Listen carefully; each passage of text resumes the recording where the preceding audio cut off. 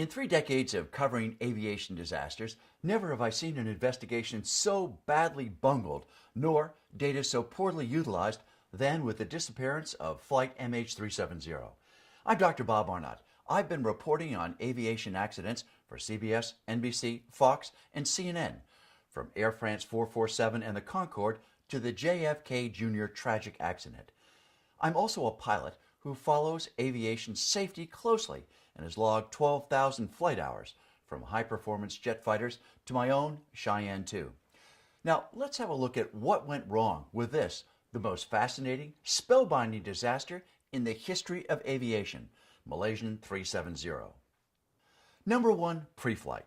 When the U.S. Air Force briefs a mission, each member of the crew is grilled on their emotional status, their preparedness for flight, sleep deprivation, and psychological factors.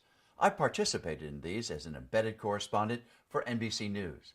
The U.S. Air Force has done this for decades. If one crew member doesn't pass muster after they say they've lost too much sleep or under severe psychological stress, the mission is scrubbed. A similar briefing for MH370 would have detected emotional turmoil or sketchy psychological behavior among crew members. The flight should have been scrubbed.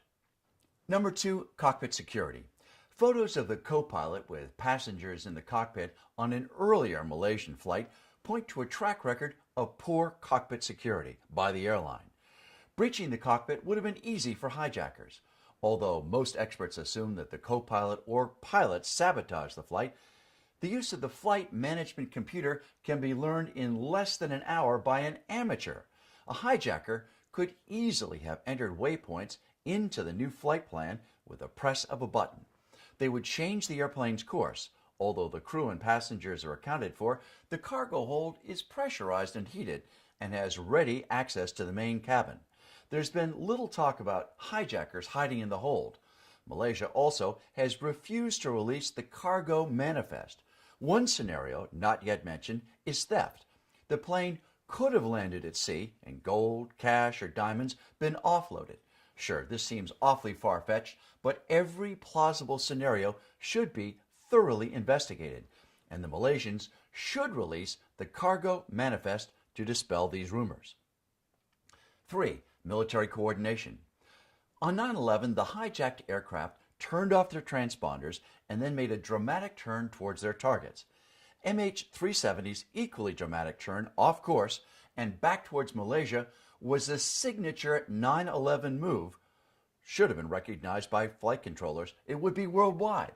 When U.S. flight controllers see a transponder go dark, they have military counterparts standing by who can look at the flight immediately using primary radar that reflects off the hull of the aircraft even when the transponder is turned off.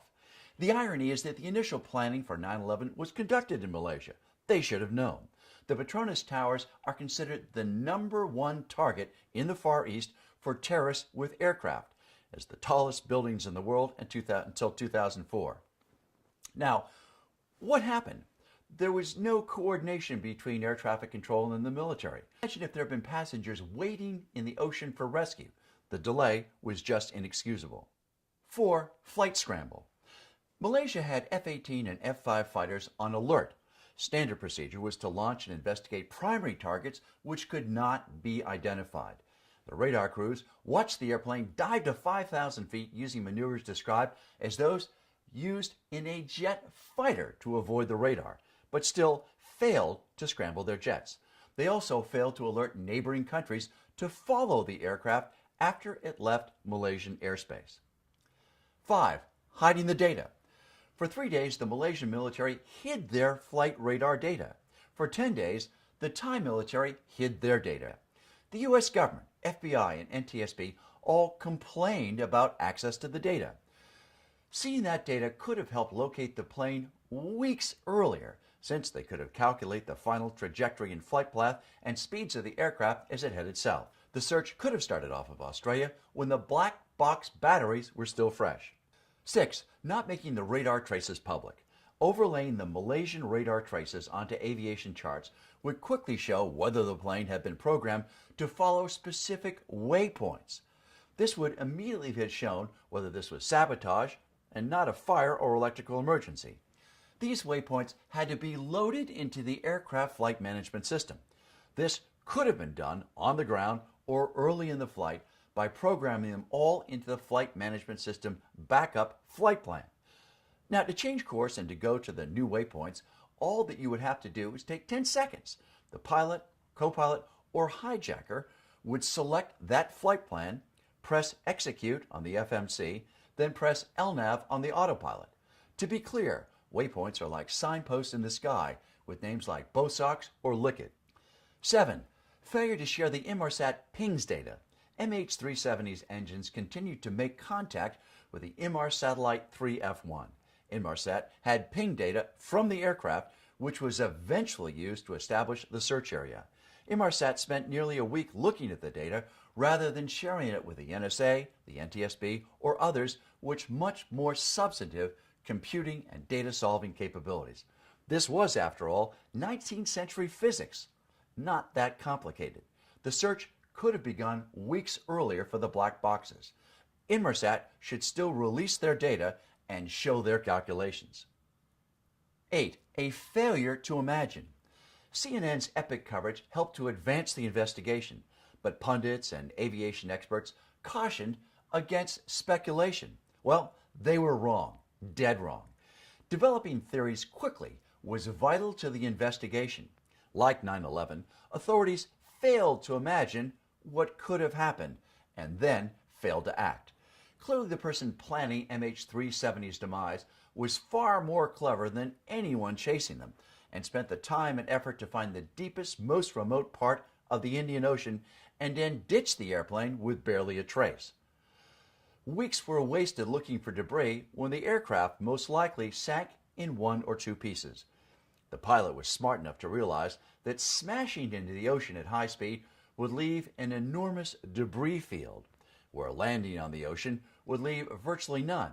The 777 is very strong. The ditching technique is described in the 777 manual. Pilots try to land parallel to the waves and on top of the swell. Now, with more wind, they may have to turn a little bit more into the wind, but this can be done, as we saw with Sullenberger's Airbus. A plane can be landed on the water. The 777 is much longer than the Airbus, and the tail may have broken off as pilots tried to ditch the aircraft. We've learned a ton from this investigation, this bungled investigation. Now, at the top of the list of recommendations is to have black boxes that are constantly transmitting aircraft data to satellites. In the event of an accident, sharing this data immediately with a vast array of specialists is vital. There are enormous advantages to these real-time black boxes. Let's look at them. Number 1, MH370 would have been tracked right down to the ocean. Military aircraft could have easily responded and tracked the flight, perhaps convincing the pilot to abandon his disastrous suicide plan. Also, boats could have been immediately dispatched to the crash site to look for survivors or black boxes, especially if it landed on the ocean. Number 2, airlines could find faulty procedures and poor pilot techniques by observing all flights in real time. For instance, the Asiana procedures for a visual landing could have been corrected after seeing poor technique in earlier flights instead of waiting for a crash. Number 3, real-time help.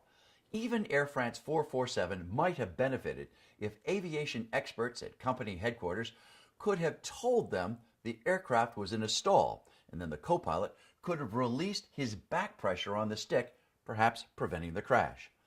Number 4, performance data is extraordinarily valuable to predicting aircraft performance, weather changes, even delay patterns. A ton of data is thrown away every day from which there is an enormous market. In the end, there must be much greater willingness to share data and collaborate on its analysis if we are to prevent another disaster like MH370. The Malaysian government should release all available data now so the public has a real understanding of what really happened and how it could be prevented in the future, and so that other families won't have to suffer the same terrible fate as those who died on MH370.